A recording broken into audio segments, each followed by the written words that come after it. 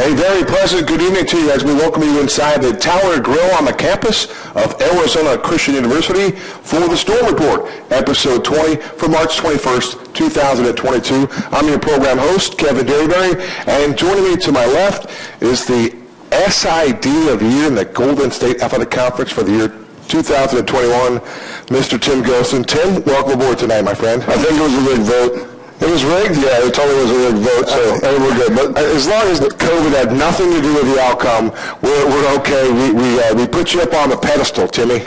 I think it had to do with us hosting 145 events last year, and that's nobody else in the conference came close to that. Fantastic. Always a lot going on campus each and every week, and we'll let you know who's going to be on the show today. We got a great program lined up for you. We're going to talk a little tennis. We're going to talk with the head coach, Phil Carlisle, will join us in segment 2. But first, we're going to talk with Anthony Popyrin and Jonas of the men's tennis program. Both those guys very successful over the weekend as the ACU men's tennis team took care of business. They were significantly. They handled Westmont, and we're going to talk a little bit about that and break it down with Coach Carlisle, and the fellows will be here, Tim. Also on the program, we're going to talk a little softball. We're going to take it inside the circle with pitcher Savannah Smith, and we'll also speak with Jyden Miles. She'll be here on the program with us. And Tim, before we get to our guest, let's mention the basketball program. What a fantastic year for them. Unfortunately, we just got word as I came in here to record the show, the team lost tonight by 12 to Loyola. Loyola has had won 20 in a row. They only lost one time. ACU goes down tonight by 12, but it's still a magnificent season for Coach Rudder and the men's basketball program. Well, Kevin, anytime you make the Fab Four, which is what it's called in the NAI, it can't be called the Final Four because of trademarks and all that stuff with the NCAA. So the Fab Four are the semifinals of the NAI tournament. Anytime you reach that point, it's been a good year. Loyola, I was watching the game where Loyola just looked like they were in a different level, and they kept forcing turnovers, and that's where that game pretty much was lost. 12-point game, but kudos to Jeff Rudder and the Firestorm men playing out there in KC. 2-1 seeds going at it at Municipal Auditorium in Kansas City. That's where you want to be. That's the pinnacle. That's the mecca of NAIA National Championship basketball. And the Firestorm were there. They were one game away. It was that close. Tomorrow night's game will be televised nationally on ESPN3. So the Firestorm, which is so close. A lot of other things going on around campus. Tim, anything of note that you want to mention? Well, as you talk about it, it is spring, and we're getting right to the end of that transition season, but it's men's volleyball this Saturday. It'll be senior day for them, their final home game of the season, and the ladies will be on the softball turf out there at the ACU softball field. That'll be going on. Baseball's here tomorrow against Ben Mesa. That game will be out at our good friends out at Canyon View High School. Canyon View. And then just teams on the road and teams getting things done. Tennis will be in action eventually as well. The ladies will play 3 matches this week, and the dudes will play Friday and Saturday this weekend. The dudes got it on the weekend till men's volleyball won 3-2. They beat Hope International. Big night from Wesley Hunter, 22 kills. Cade McGee, 16 kills. James Hansen, 18 digs. The success runneth over here on campus. So, again, one more final word. Fantastic season for Jeff Rudder and all the fellows in the basketball program. But let's turn our attention to a little tennis. We're going to take a quick break. You're watching the Storm Report, episode 20 for March 21st, 2022. We're going to talk tennis straight ahead with the fellows, Anthony Popyrin and Jonas on set right after this.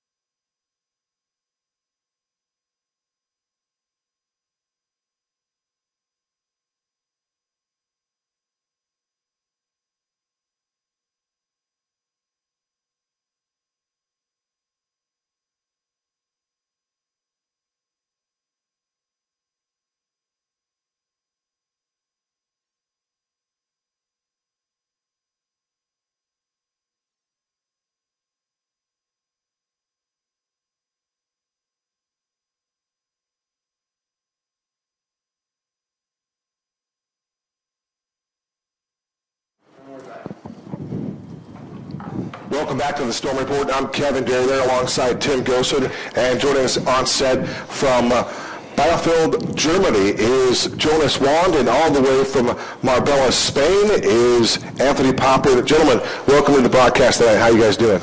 Good. Not too bad. Thanks for having us. You bet. It's our pleasure. Let's go right to it. Anthony, leading in that dual spot, that number one spot in the singles category, you had a pretty significant win over the weekend as you guys were able to take care of business against Westmont, and in 3 sets you got it done. Yeah, kind of a battle. I started pretty good, but then the guy picked it up there in the second set. I found myself 5-1 down, just kind of battling just to stay in it. Coach telling me to keep fighting, and me kind of just not wanting to, thinking that I'll just go take it to the third set, but I pushed it, and then he did win the second set, and then in the third it was just anybody's game, so pushed it and got the W. What kind of challenges does Logan Thompson pose for you? He just gets the ball back every single time. That was one thing that I felt playing him, is that I just, no matter what I hit, there was always a ball coming back, and then he could find a way to make it into an offensive play and come into the net or do something with it. Well, you guys play doubles as well. You guys are our number one doubles team. In the opportunity that you had to play Westmont, you both played ranked opponents in the Westmont side. But as a doubles team, you guys are also ranked pretty high. I think the number's in the 20, somewhere about 24. What's it like playing doubles together? I can say it's a lot of fun because, like, we know each other now a year and a half, and it's always like the team is something special. Like, in general, all the guys, like, everyone could play with everyone. It's just fun, and now playing with Pop.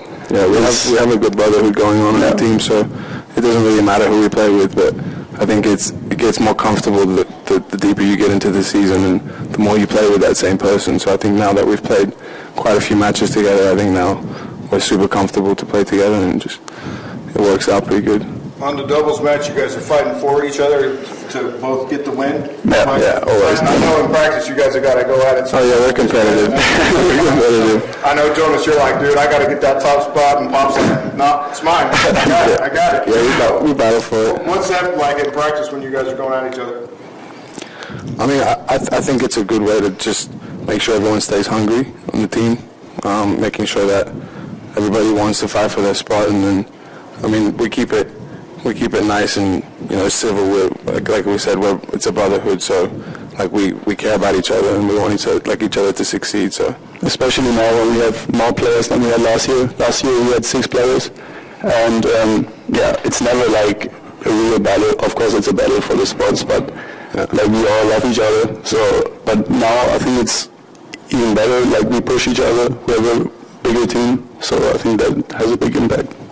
You also got a coach that's in the second season as well. That too, yeah. He's going to be our next guest. We get to talk to him. So here's your opportunity. What's it like playing for Coach Phil? Amazing. No, it is. He's a very passionate coach, and that it shows that in the matches, because you see that he cares. He comes out there in tough moments. You know, when you need a little bit of motivation, a little bit of extra, you know, just help to get you to that, just to win the match or to get a break or on a juice point. He'll come out there and he'll run out to you and he'll just give you that little tip, and that means a lot always at the end of the day.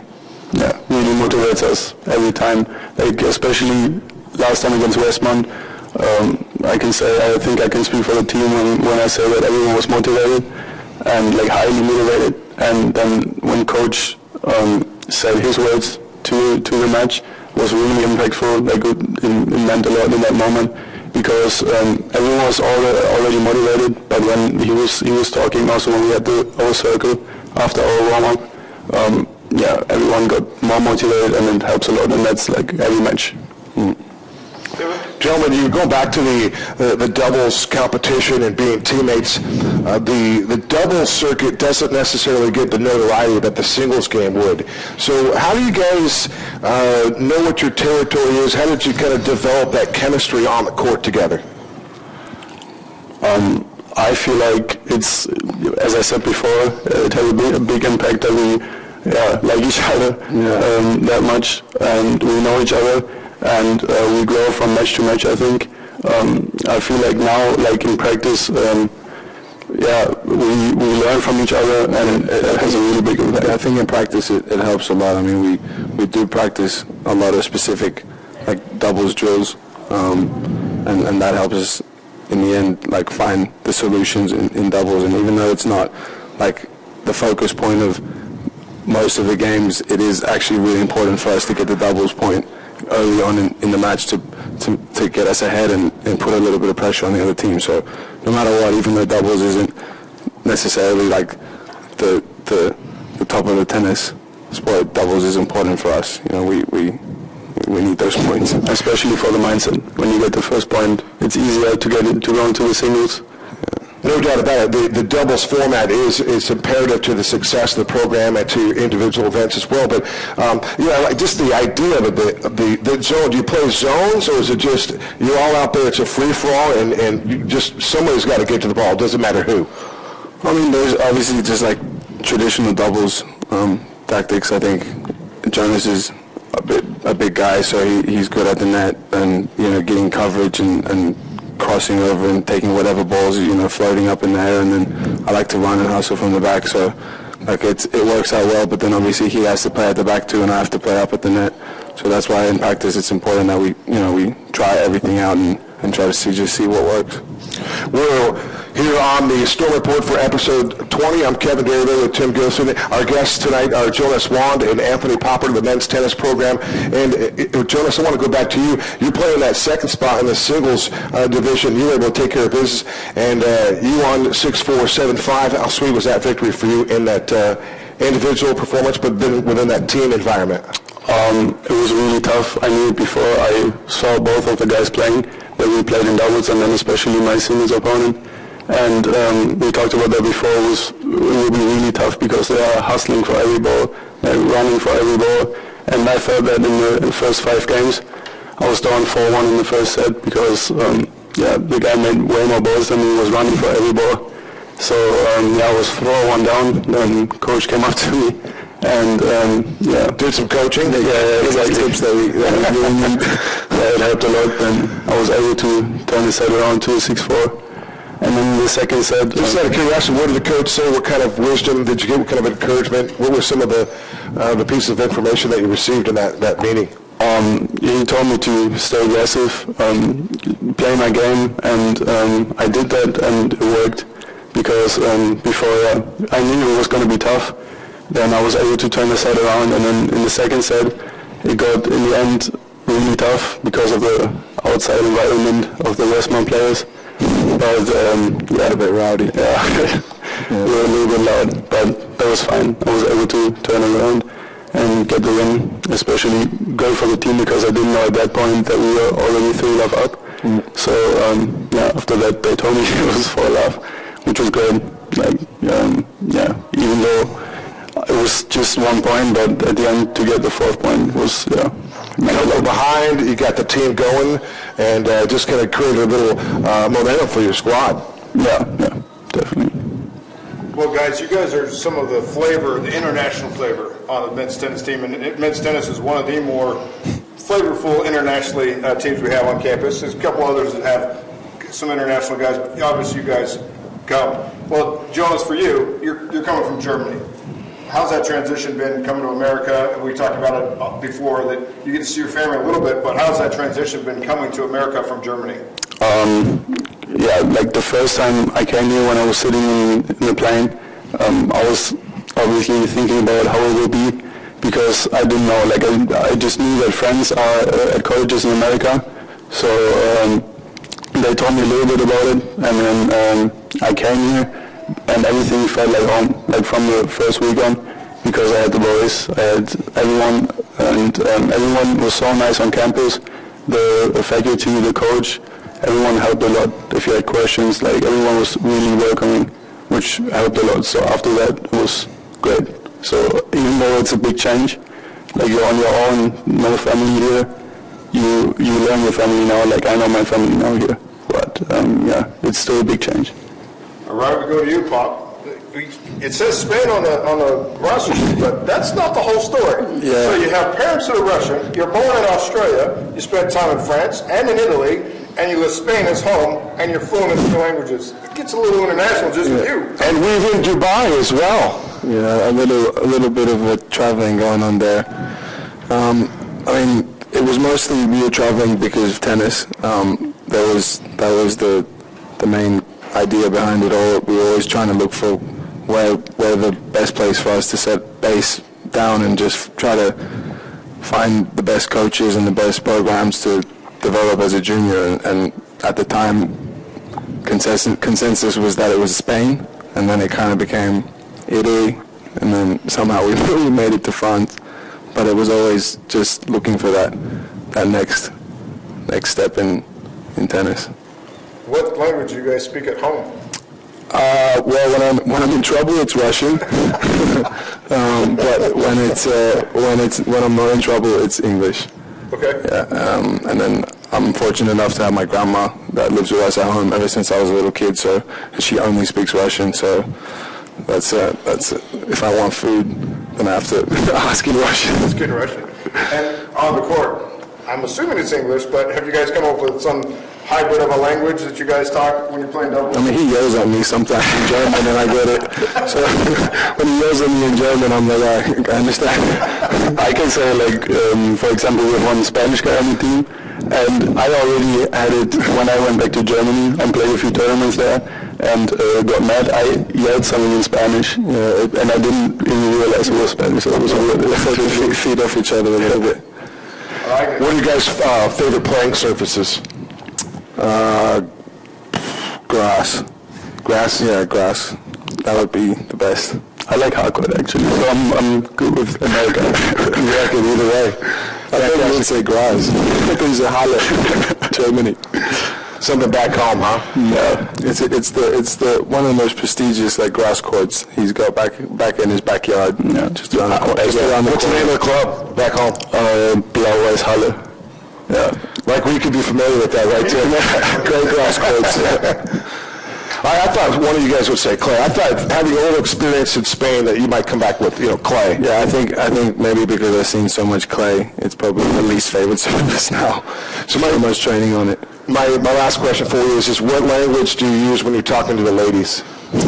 I try to put on an Australian accent as thick as possible. It tends to work. It works the best sometimes. What about you, Jonas? You just stick to your normal German roots and go with the flow? Yeah, I mean, even if I would try to speak fluent American English, it won't work. I think the accent is still going to be there, so I don't have a choice. There's a saying, if it's not broken, don't fix it. Right? So why would you even think of changing anything? That's the fellows. That's Anthony Popyrin and Jonas Wan. Talk a little tennis, and I'm sure Coach Carlisle proud to have these guys doing what they're doing, leading the way and representing Arizona Christian University on the tennis court. So, by the way, I noticed you guys had a lot of success at Paseo. We'll talk with Phil Carlisle about that and what's up there. Tim, anything else for you? I think we're good. Let's talk a little softball. No, let's keep it tennis. We'll save the best for last, right? We'll talk a little softball at the very end of the program. But let's talk with Phil Carlisle straight ahead on the Storm Report, episode number 20.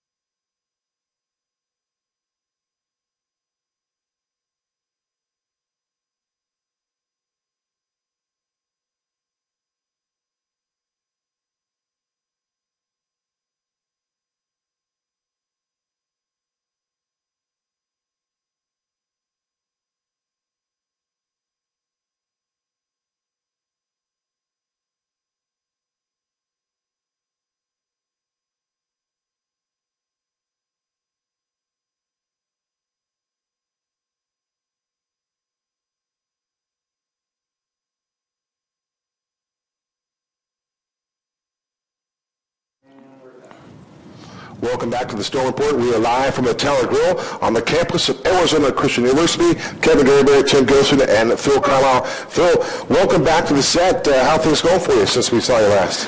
Yeah, it's been good. It's only been a few weeks, but it feels like it's been forever.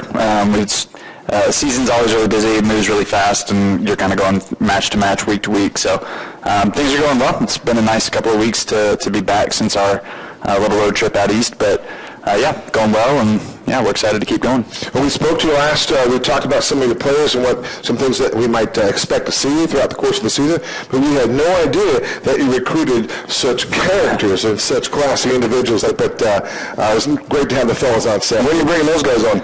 Oh gosh, pick one.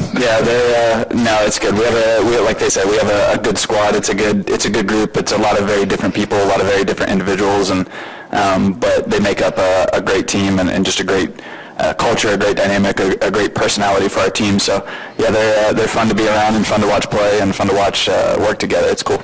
Tim, I didn't realize this, but I guess it's something I kind of overlooked. But in the game of doubles, chemistry, just like any other sport, it's critical for the outcome and for results.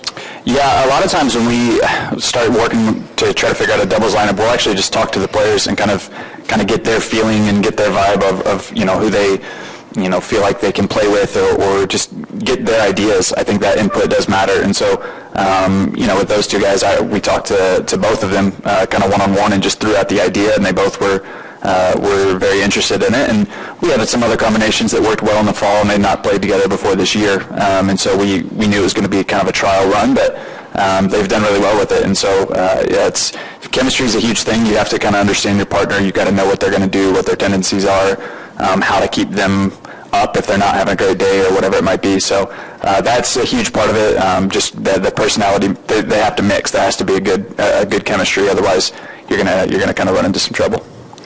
Well, Coach, you had a pretty good road trip out to Cali. You took on Melmont, California, and then, of course, into the trip with Westmont. At Westmont, you had to play men first and then the women, so you got started a little late. Mm-hmm. And then you got a little bit of rain as you were leaving and some things like that. And lo and behold, when you rolled up here to ACU, it was about 3 o'clock in the morning on Saturday or Sunday morning. So how was the chemistry of the team at 3 o'clock in the morning? Hilariously, it actually wasn't bad. They all... Well, Pop likes to sleep in the back of the van, so we open the van to get all the bags out, and he just rolls right out in classic fashion. But honestly, it wasn't bad. Road trips with this group are actually pretty fun. They, like I said, everybody kind of gets along really well, and there's always some laughter and jokes. And they were watching tennis on the way there and on the way back, so listening to them watching tennis on their phones in the back of the van was pretty funny. But actually, hilariously, it wasn't too bad. I think everybody was just delirious for being so tired and just happy to be home. But there was still a lot of smiles and a lot of laughs even at 3 in the morning. Who's the one that kept you awake? Nobody. It was myself. My co-pilot, Peru, was asleep for 5 of the 7.5 hours of that drive and snoring excessively. Nice. So that snoring alone helped keep me awake. But it was a pretty quiet ride home. Coach, 7-6 on the season for you through 13 matches. What have you seen, and what do you like about your team from match 1 all the way through now? Yeah, I think the growth, just the development, the maturity, the way that they've learned, the way that they've taken the things that we've talked about after every single match and applied them to the next match has been awesome. Last year we won 3 matches the whole year, so we're already more than double that. So that, I think, and the core of our team is still the same. So it just shows how much they've grown, how much they've learned and developed, and really taken their experiences from a year ago, from the fall, and from early this season into now. I think one of the best matches that we've played, or most beneficial matches, was the 2 matches that we played up at NAU. We've taken a lot from those 2 matches and really applied that to how we approach things in terms of winning the deuce points or winning the first points, and just that energy, that attitude, that mindset has been huge for us. And that's been one of the coolest things to watch that develop and kind of grow over the course of the season, to where last year I don't feel like we always played with that same energy. And Westmont was a good example of it. We needed kind of maximum energy. We knew they were going to be loud and passionate and energetic, and we had to match that, if not beat that. Last year, I don't know that we would have been able to do that, and this year we absolutely did. So that's been one of the coolest things. But just to watch the improvement, just to watch how they've put bad matches behind them quickly and turned around and recovered for the next one, has been really cool to see. One footnote for that drive home, even though it was in the wee hours, Tim, they went home 10-1 in the match play, so that's going to be riding high from that alone, right? Yeah, it's a lot easier to drive back when you go 2-0 as opposed to 0-2, and especially the West Mountain match we knew was going to be a big match, and we had talked about that kind of leading up to, all week leading up to, and we probably talked about that for a few weeks going into it, because we knew Westmont was going to be tough, and they ended our season last year in the conference tournament, so we knew that was going to be an important one. So coming back with a win from that match definitely made that drive a little easier. So besides threatening without any meal money, saying, no, if you don't get it done, we're not eating, what kind of things did you motivate your guys with? Honestly, I think it's just sometimes it's those memories, those experiences that haven't gone so well for us, and kind of making sure that we've learned from those and remember those. And Westmont was an easy one last year. Again, like I said, they ended our season. So to be able to kind of remember how that felt, kind of take that negative energy and put it into something positive, and know what you're playing for, and knowing that you're going to have to match that energy, and knowing that this year you have the guys around you to do that, was pretty simple. And it was just, that was kind of the words to the team before is, no matter what happens, you have to stay composed, you have to stay focused, you have to stay optimistic. And, like they were both saying, both of them were down at different times in their matches. Jonas 4-1 in his first set and Pop 5-1 in his second set. And just the ability to fight back was key. And he, Pop said he didn't win the second set, but it still mattered because he pushed it to 5-4. He put pressure on the other guy. He forced him to expend a little bit more energy. Absolutely. So that when he got into the third set, he didn't have the same abilities left. So just getting them to, that's, at the end of the day, you just want them to fight, you want them to compete, you want them to push for every single point. And so that's something that we always kind of preach before every single match is whatever you do, no matter the score, you got to keep playing, you got to keep competing, and good things tend to happen when teams do. That's hard to beat a team that doesn't quit, and that's, I think, what these guys have exemplified pretty well. We're speaking with men's and women's tennis coach Phil Carlisle on the show tonight. Coach, I wanted to ask you, you were 5-1 at the Paseo Racket Center, but you're getting ready to go on another road trip. You're going to go to, where are we headed to? We're headed to Roseville, California. Yeah. Everybody knows where Roseville is. When was the last time you went to Roseville, Tim? It's been a while for the last time I went when the William Jessup game was happening. That's the last time I've been to Roseville. So it's probably much more recent than I've been to Roseville, but typically basketball players in Rockland, so that's what I'm most familiar with. But again, you play at the Lifetime Fitness there, but it's William Jessup. What kind of challenges does that team pose for you guys? Yeah, it'll be fun. So William Jessup is coached by the former ACU coach, Chris Tolson, and so he and I have kind of been talking this week, and we're excited about it. It's fun. Their men's program is new. This is their first year that they've had a men's team, and I know that Chris is going to build that program up to be very, very strong, and so we're excited to kind of see him and to see just the progress that program has made. And the women's side is the same thing. Maybe historically they haven't been super strong, but they're much better this year, and they're going to keep getting better. So I think for me it's going to be a fun experience because it's the first time of actually going head-to-head with Chris, and just the dynamic is going to be kind of funny. But knowing what he's going to bring to that program, they're going to get strong real fast, and so I think it's going to be cool to kind of see the foundation this year and see where they're at, and it'll be a good experience. Again, it's a conference match, and so we know how important it is, and we know that we're working on certain things, and we want to be able to put those into matches. So we're looking forward to it. Every match is fun at this time of year. It certainly goes without saying, but certainly also bears worth repeating that Coach Tolson did a fantastic job as far as laying the foundation here at Arizona Christian University. So we are beyond appreciative of the services and efforts of Coach Tolson. So as you nailed it right on the head, that he's going to go and build another program, and that's what he does. Yeah, we never played when I was at UNOH. We never played against ACU directly, but we played some of their players at the ITA National Tournament in the fall, and he and I got to know each other pretty well. And he did a great job. And when he was here, ACU was very strong, top 10 on both sides, men and women, strong teams all around. And I know he's going to do the same thing with William Jessup. So, it's going to be fun, like I said, to watch that program grow and develop and, become kind of a force up there to be reckoned with. So, it'll be cool to see the foundation that he's starting to lay this year. Well, Well, I think you got some inside scoop. His dad, Rusty Tolson, is one of our main officials, about the guy that does almost all of our matches, and he still comes around, and he and Rusty, Chris's parents used to come to every about ACU event, knowing the man. They were at everything. And so what kind of inside scoop is Rusty giving you? He's not going to give me much. Rusty's great. We love working with Rusty, but, well, obviously that's his son, so we know he's pushing for him and hoping that they're going to build that program up strongly. But, at this point, he's mostly just saying that Chris is excited, he's happy, he likes the place, he likes the job, and he's excited about what the future holds. So, but he's not going to give me any tips. He's not going to give me any inside scoop. He's going to make sure that as much as I think he likes us and enjoys working with us, we know where his heart is, and rightfully so. So, it'll be fun. We'll give Chris a kick in the shins for it. A high five, of course, a high five. My last one for Coach Phil Carlisle. We're talking a little tennis here on the program. Coach, the ladies, a little bit slower start for them, but I'm sure you're encouraged as far as their development. What do you like out of the ladies thus far? Yeah, it's just been a little bit of a struggle, especially with our doubles, and that's I know something that the guys were talking about. That doubles point, it's only 1 point, but it holds a lot of weight. It carries a lot of weight. Sets the tone, right? It does, and just the energy when you win the point going into singles as opposed to when you lose it, it's so important. And unfortunately for the girls, we've just really struggled to get that point. I think we've only actually won the doubles point one time, and so you're always going into singles a little bit down, a little bit behind, and that's difficult. That's frustrating for them, not just for us, but for them as well. And they're working hard. They're doing all the right things at practice. We just have to find a way to get that to translate into the matches. And I know nobody's content on the team with where we stand record-wise and things like that. And they are working, and they're doing a great job. And we love them. We know it's coming. It's a process, and they're going through it right now, and they're going to figure it out, and it's going to be good.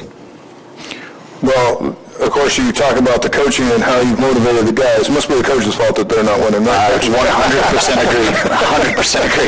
I thought it was great that the fellows were talking about the individual performances, and then during a break that you came up and you were instructing Jonas and giving him some encouragement. And lo and behold, the match turns around. He wins the match, and credit the coach. You guys are actually coaching, huh? Yeah, that's fantastic. We do our best. We try, but it's an easy group to coach. They do a good job just coaching themselves, coaching each other, and they listen well. They do everything that we ask. So it's the easiest coaching job in the world, to be honest. Well, Coach, we wish you guys more success going down the road. Get one there in California. Take care of business against William Jessup, the men's basketball program. Just beat them for the 11th straight time. So they're chomping at the bit when they face ACU competition. So good luck in California. Perfect. Thank you. Yeah, we appreciate it. Coach, go have fun in Roseville, California. Absolutely. We'll ask about the dining experiences in Roseville next time. Perfect. That's Phil Carlisle. We're going to talk a little softball. We're going to take it inside the pitcher circle. We're going to chat with Savannah Smith, a 12-game winner for Mr. Mike Maiden's team. And we're going to talk with Jyden Miles. She's hitting .365, a cool .365 on the campaign. Talking softball on the program right after this. Don't go away.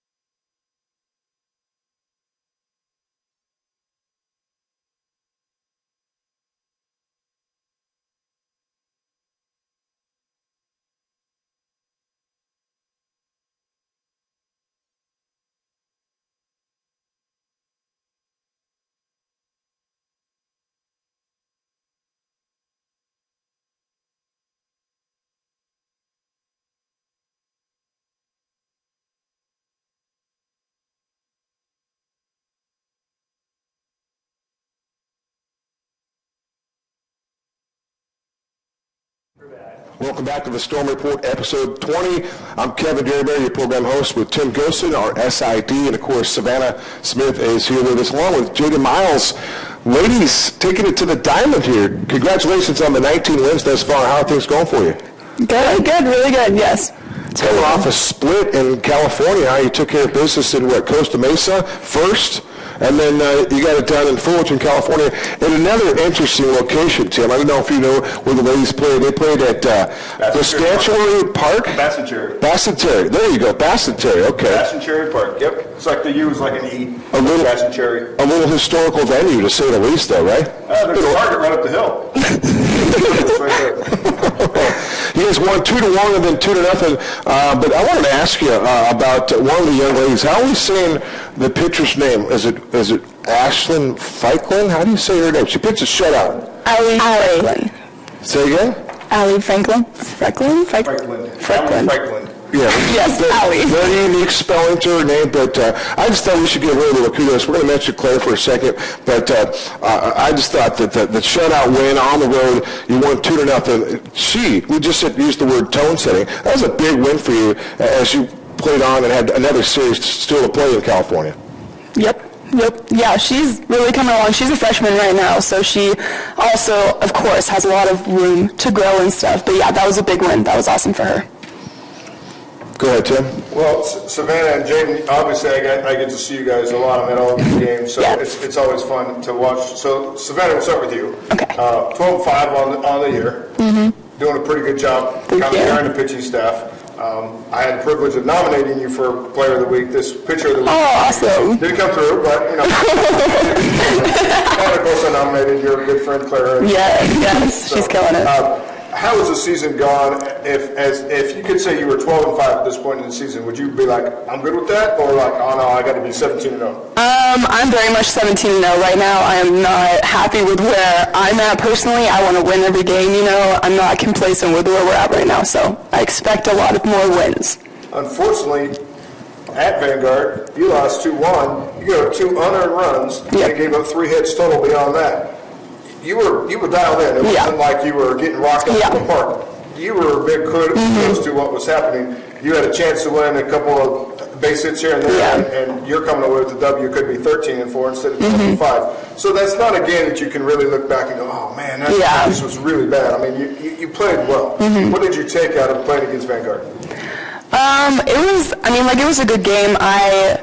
I think defensively, maybe sometimes we're not always on it, but especially in that game. But there's so many times where our defensive players come up clutch. Jyden has all of these incredible catches, and Claire Buckley, she's always a go-to with everything. So, I mean, obviously, I would have liked to win every game again, but.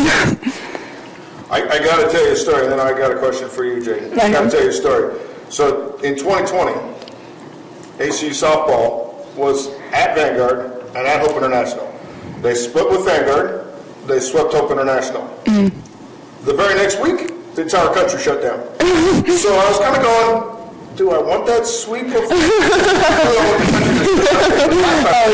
the country shut down. Obviously, that had nothing to do, reared its ugly head and shut everything down. So, but that's a great experience when you go to those. Those are 2 top programs. Hope. You always got to face Ali Puente, throwing you don't have to, but you face her, throwing the softball your way. Facing Ali, Jyden, what was that takeaway from you? My takeaway was just to make contact with the ball, get on base, and do really whatever that I can for the team. Just doesn't change pitcher to pitcher because that's what you do against everybody. Oh, I have the same mindset anytime I get up to base, just to literally do whatever I can to get on base for my team, and Well, we talked about what you do at the dish, but we've kind of mentioned it. But Jyden in the outfield, playing left field, she makes it look really easy. Yeah, she does. Thank you. As well, that you guys are pretty good out there. And then, of course, Claire's right in front of you making that little triangle. There's not too much at fault. Yeah, I really don't have to worry about a lot. Right. So great job defensively for you, especially about 365. You're getting it done. And, of course, sometimes Claire's there for you to try and move up, and sometimes she's hit a home run and you can you're like, Claire, get on. But sometimes, No, she's just done. Anytime I'm behind her, I know that she's going to get on base, and I could just move her around, get her in scoring position. What's that like having her in front of you? I'm fully confident in her. I'm literally cheering her on. Like, having her in front of me is really just pushing me, you know. Like, anytime she gets on, you know, I'm right behind her, and I just do what I can do to, you know, score her, get on base, do what I need to do. It's not hard. You just got to put the ball in if she's not standing at third. Yes, just exactly. Because that's how Claire is and at batting at the top of the lineup. Kevin? I was just going to mention, I had to go back to Allie because the spelling of her name is so unique that so I needed some help here from the ladies. It's F-R-Y-K-L-U-N-D. The K is what threw me off right there, so I was curious how you ladies were going to put it together. But obviously, she's just a young star in the making, but it was just nice to see her get a nice victory for you. Going back to Savannah for just a second, oftentimes in baseball, pitchers talk about the mound.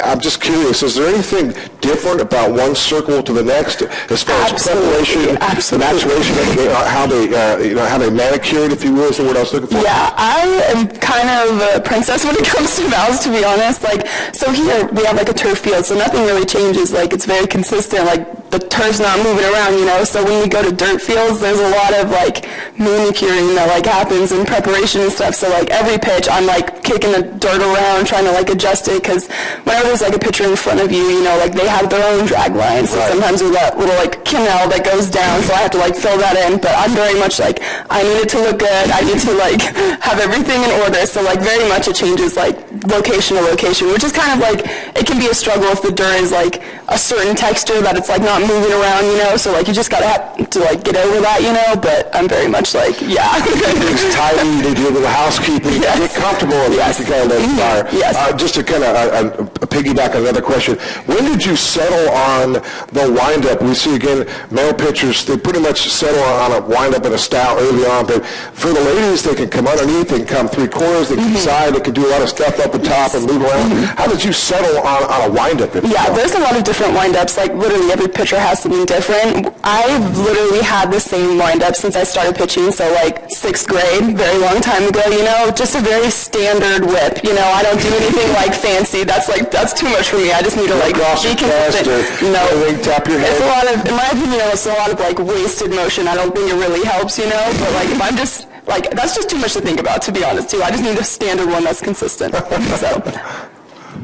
Jyden and Savannah, I would take our field against just about anybody else's field, but we're talking about that you play on turf. We're talking about that line, and you probably know where I'm going, because when you pitch on a dirt field and it has chalk on it, you start pitching over that, the line goes away. You've had some illegal pitches called against you. I've had quite a few called to me. Yeah, that is a little frustrating, because on turf, those lines, they're not moving. I can't just like kick it away, you know. So that's honestly been like something that I've really been focusing on this year, trying to like stay within the lines, because I tend to sort of just like go over here a little bit, like especially on my screwball. That's when I normally get called on the illegal pitches, which is like kind of frustrating, you know. I'm like, that's like an extra ball. Like I didn't actually throw that. Like, you know, like you should have been strike. But you know, that's just like a mental thing you gotta get past. But I've like very much been focusing on that. So I think it's getting a little bit better. But I kind of got away with it in the fall that no one was really calling illegal pitches on me. So I was like, oh, maybe it's not gonna be a problem. But like last few weeks, I've definitely been getting some calling. I was like, all right, maybe this is something I have to like actually adjust. But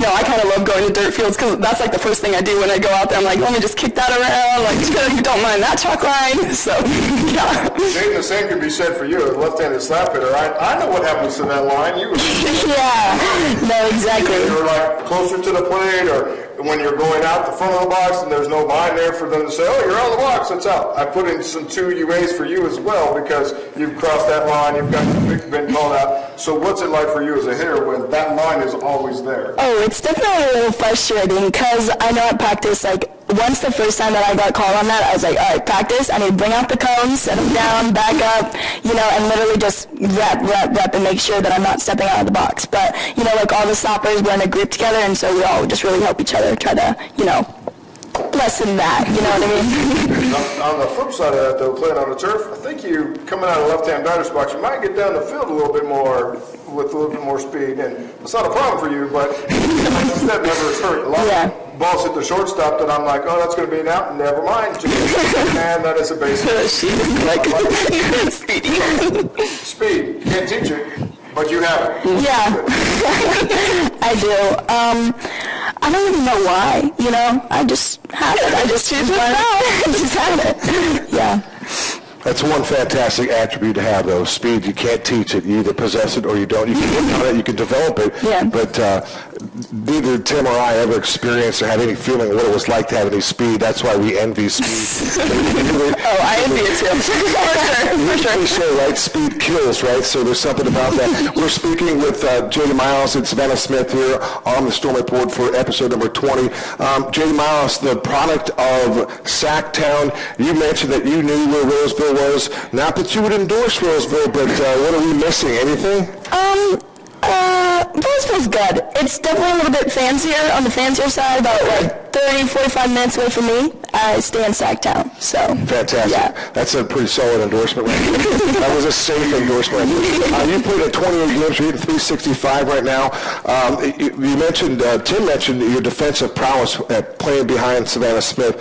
What is it like to, how do you balance your game, whether you spend time offensively or you really put in some time defensively? How do you kind of balance your own personal game? I balance my own personal game. I just really try to stay really tuned in during practice because I know kind of the transition into outfield, I really focused in, like especially on my throws, like making sure that I'm over the top and then really just focusing on the everydays, making sure I'm going through, you know, doing as hard as I can. And then when it comes to hitting, really focusing on the details, you know, keeping my hands up, staying through the ball, things like that. Savannah from Washington. Yes. What brought you to ACU? It's actually kind of a funny story. I was at my JUCO for 2 years, and like my first year, so my freshman year was year of COVID, so I didn't actually get like a season. And then I played like my sophomore year last year, and then I was kind of just like, I need to move on. Like I want to go somewhere. So there's like this like app called Field Level where you can like put your profile like with your stats and stuff like that and like video. And I literally typed in like every state, like every college ever, basically. And I typed in the portal, right? Like transfer portal, yes, something like that, yeah. Just for like college coaches to see you and like email you and do all that kind of stuff. So I typed in Arizona and like emailed a whole bunch of like different schools from Arizona, and then I like saw ACU, and I knew one girl from my high school that came here, but like I've never heard of ACU before in my entire life. Like this is just like a little college, never even been to Arizona, like before I came here. And I was talking to Jimmy Gutierrez like at the time and just like emailing with him and a couple other colleges, but that wasn't really like, I was like on the back burner. I was like, I don't know about ACU, you know, like I haven't been to Arizona, like that's the desert, like I don't like being landlocked or anything like that. But obviously I'm here, so like that happened. But I literally talked to Coach Maben one time on the phone, and he's like, he had a scholarship left, and I was like, okay, like I'm not sure, like I need to think about this for a little bit. And then like literally like that next day I called him and was like, okay, I'm coming. So I committed within like 8 days of having to move down here, so I didn't like see the campus, I didn't meet the coach, he didn't meet me. He's like, this is very much like, I'm going based on your film, and you're going based on like this phone call that we've had together. So it was very much like a God thing that like this all worked out, you know, and I just like took a leap of faith basically, and I was like, all right, we're going to Arizona, I guess. So kind of a crazy story, yeah. Well, I know your family's been down here, at least your dad and your brother. I've met them, a couple of series ago here, and I know that your dad said he probably wasn't going to be back down again until later in the season. So obviously you got some family support, but you're a little bit away from them. How's that working out? Honestly, I am very close with my family. Like, we do everything together. My brothers are my best friends, you know, like that kind of thing. So being away from them the first few months was like, it was brutal. I was like, I don't want to be down here. I miss my grandma. Like, I am sad, you know. So, like, being away from them is definitely tough. But I think, like, as time's going on, it's getting a little bit easier. And, like, I got to see them over winter break, so, like, that was nice. But I'm really looking forward to seeing them, like, during Easter and stuff like that. But it's definitely difficult. But, I mean, like, I'm getting used to it, you know. Like, it's always going to be, like, sad, I guess, you know. What do you like about Arizona now that you've been here a little while? Got a chance to, you know, put your toes in the water a little bit. Well, when I first got here in August, I was like, wow, I actually can't do this. It is insanely hot. Like, I would go to the turf to, like, pitch, and I literally couldn't even get to, like, a full windup because I was sweating to death. And I was like, all right, I'm not going to do this. This is insane. But it definitely got better. Like, October, maybe, I was like, wow, like, okay.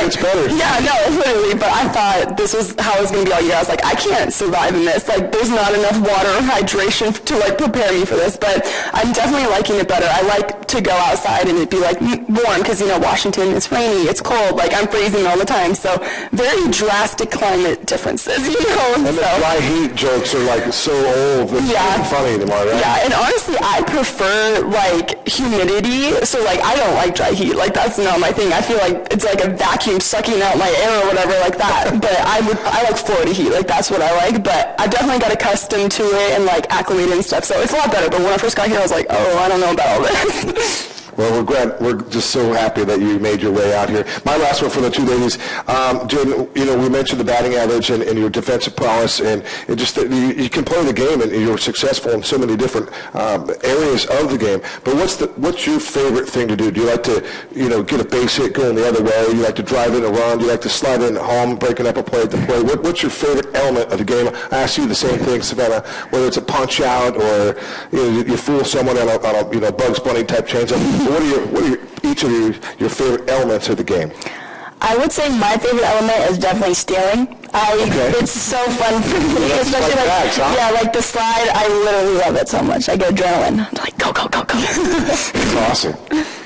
I would say mine is striking people out for sure. That's what I want to do every time. That's my goal and stuff. And obviously when I throw a changeup, when it's working and they like get that half little swing and they miss, I'm like, yes, that was the one. So definitely striking people out is my thing. Punch outs, do you like punch outs more than a swinging strikeout, or it just doesn't matter? A K is a K. A K is a K, but I definitely like when they totally swing and whiff and miss. I'm like, yeah, that's the one. They embarrass themselves. Yeah. Very good. So wrap it up. We got William Jessup coming. That's your backyard. You're from that neighborhood. Yeah. ACU versus William Jessup. I'm guessing you'd heard of us and you knew about it. Mm-hmm. Got you from, you could have gone probably to William Jessup, right in your backyard, to all the way down here. I really just liked Arizona Christian. Like, I took a tour down here, and I, you know, practiced with some of the girls, like Claire. I practiced with her, and just Coach Jimmy, and everything was just so welcoming. And I really, like, when I first got to Arizona, I was like, this is the place that I want to be. You know, so I really enjoyed it here. So I was like, Arizona Christian, let's go. Recruited by Jessup? No. Really? Yeah. Interesting. So now it's personal, Tim. It's personal. You're coming on Friday, and now you're about to show up. See, Coach, this is what you buy with ACU. So we're excited about this weekend. It should be a fun weekend. A 4 for 4, about 3 or 4 putouts in left field, and maybe bring one back over the fence. And they're like, who is that young lady? They start doing the research, and they'll realize one that got away. And we'll take that. Tim, anything else for you, my friend? I think we're good. Just go out and have fun, ladies, this weekend against William Jessup on Friday and Menlo on Saturday when the Oaks come calling. It should be fun. Thank you for having us. Thank you. By the way, a couple quick notes before we part ways here. Jyden Miles leads the team in stolen bases with 12. She said she likes to run. She's leading the club with 12 stolen bases. Only been caught twice, so you're having a lot of success running the base pass. And then we want to mention the Westfall Awards are upcoming here. The nominations are ready to accept nominations. I think the deadline is March 31st, but who knows? You could have the Female Faith Award sitting right here.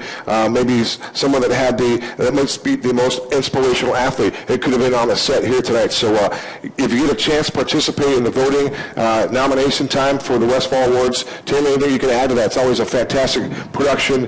ACU does it first class when it comes to the Westfall Awards, and of course we can't say enough about Paul Westfall, what he means to the program, and what the Westfall Awards mean to this university. It's like the capstone of the season for all of our teams. We get the chance to honor our athletes, and ladies, this is your first year at ACU, but I encourage you, when you hear about the Westfall Awards, April 29th coming up, it's going to be at the Haven Church just down the street on 59th here. Come. It's a great evening. Probably going to have a teammate that's up in consideration for Female Player of the Year. I'm just thinking her name might be Claire Buckley. She might be in that next athlete of the year. I'm just throwing it out there, but I would say definitely come to the Westfall Awards April 29th at the Haven Church. Great point, because Claire Buckley was the National Player of the Week, and her numbers were gaudy, outlandish. I mean, they were like Madden numbers in comparison to, what was the baseball game that people will play? I don't even know. The show. They're like the show. Numbers off the charts. Incredible season for Claire Buckley. Congratulations to her and Coach Maben. And these two ladies here, Jyden Miles and Savannah Smith. And for the fellows that were here, Jonas Wand and Anthony Popyrin. For Robert Nielsen, who put the show together, and my broadcast partner here this evening, Tim Gooszen. I'm Kevin Derryberry. Until next time, so long for now.